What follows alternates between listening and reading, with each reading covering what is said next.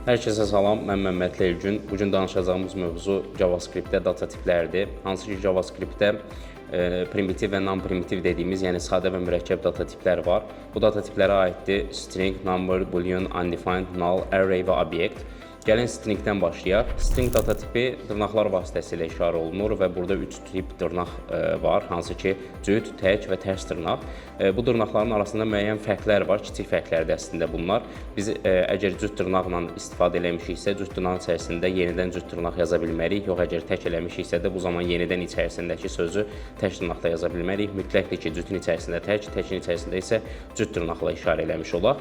Tərs dırnaq isə özü ayrılıqda başqa bir mahiyyəti var ki, biz orada dəyişənləri işarə edə bilirik. Stringin müəyyən belə deyək ki, funksiyonallıqları var, hansı ki, müəyyən metodları var. Məsələn, boşluqları silə bilir, həm əvvəldən, həm axırdan trim end, trim start və yaxud da ki, trim ilə deyəndə bütün hər yerdən boşluqları silə bilir. Replace eləyə bilir, yəni hər hansı bir sözü biz dəyişdirmək istəyiriksə, yenə də stringin metodundan istifadə edə bilərik. Və yaxud da ki, split metodu var ki, çox istifadə olunur. Hər hansısa bir separator vasitəsilə biz sözü ayıra bilirik. Tutaq ki, vergilə görə ayıra bilərik və yaxud da boşluğa görə ayıra bilərik və sözləri ayrı-ayrılıqda ala bilərik. Daha sonra number tipi var, hansı ki, number tipi JavaScript-də bütün integerlər və kəsr ədədlərin hamısı number tipinə aiddir. Bundan əlavə olaraq müsbət və mənfi sonsuzluqlar dediyimiz infinitlər, bunlar da number tipinə aiddir. Və əlavə olaraq bir də none var ki, hansı ki, not a number deyilir. Bu da number tipinə aiddir. None nə zaman alına bilər? Hər hansısa bir əməliyyat səhv gedərsə, məsələn, bir hesablama səhv olarsa, bu zaman JavaScript bizə none qaytarır və bundan number tipindədir, bunu unutmamalıyıq.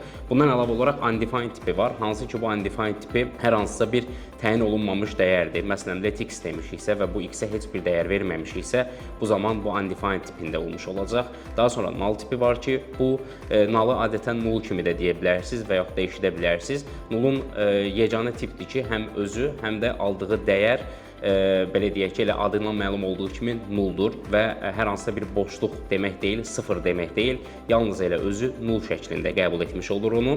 Daha sonra array və obyekt JavaScript-in ən belə deyək ki, mükəmməl mövzularındandır və ən çətin data tiplərdəndir və biz bunu non-primitiv olan hissəyə daxil eləmiş oluruq.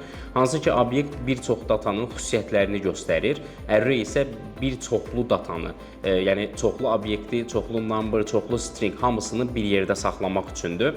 Məsələn, biz tutaq ki, gələcəkdə bir veb-sayt yaradırıqsa və bu veb-saytda bizə elektronik məhsullar tutaq ki, səhifəsi varsa, bu elektronik məhsullarda bir elektronik məhsulun xüsusiyyətləri obyekt tipindədir, çoxlu elektronik məhsullar isə hamısı array tipində qalmış olur. Bundan əlavə olaraq JavaScript dinamik bir dildir. Dinamik bir dil deyəndə nəyi nəzərdə tuturuq? JavaScript-də dəyişənlər data tiplərdən asılı deyil. Yəni ki, biz let x bərabərdir 5 yazdıqsa, 5 number tipindədir. Daha sonra hər hansısa bir sətirdə, daha sonraki sətirlərdə biz x bərabərdir Ev Akademi yaza bilərik məsələn və bu Ev Akademi isə string bir tipdədir. JavaScript heç bir problem yaratmayacaq və kod işləyəcək. Bu TypeScript-də belə deyil, bu isə fərqli bir mövzudur. Gələn videolarımızda bu mövzulara da toxunarıq.